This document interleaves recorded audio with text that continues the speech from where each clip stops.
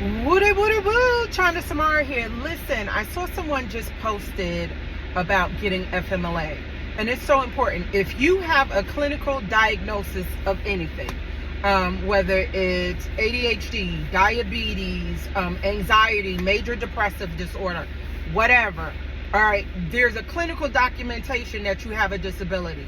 So number one, when you go to a job, make sure when you're filling out that paperwork that you could check that box.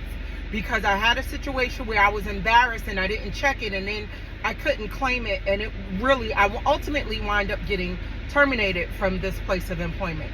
The second thing is, once you make that diagnosis and make it known, with FMLA, you have to have worked at the job at least 1 year.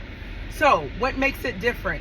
If you've had mental health challenges and you haven't necessarily always shared, and you've gone from employment to employment, because our brain health impacts our ability to perform, and a lot of jobs just want us to be slave laborers and not understand that we're a holistic being, and so our brain health impacts that. It makes it a little difficult. So the one thing, always, number one, make sure when you're checking your boxes that you check that you have a disability.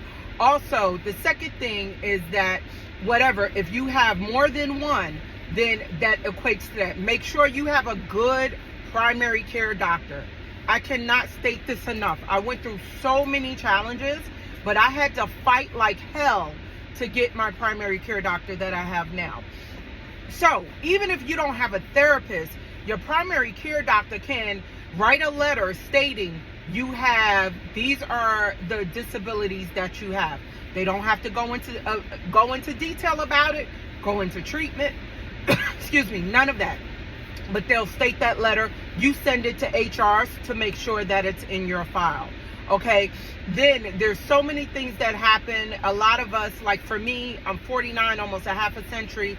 I was taking care of my mom. And so when you have other people that you take care of, other primary care providers, if you're a mother that's neurodivergent with a child that's neurodivergent, you really need to do this. It's really important that we learn to advocate for ourselves. And the reason why I say this, and you hear me speak so passionate about it, is because, my given name is China Samara Fabio, which is Fabio, which becomes Miss Fab. I've been working in special education since 1997.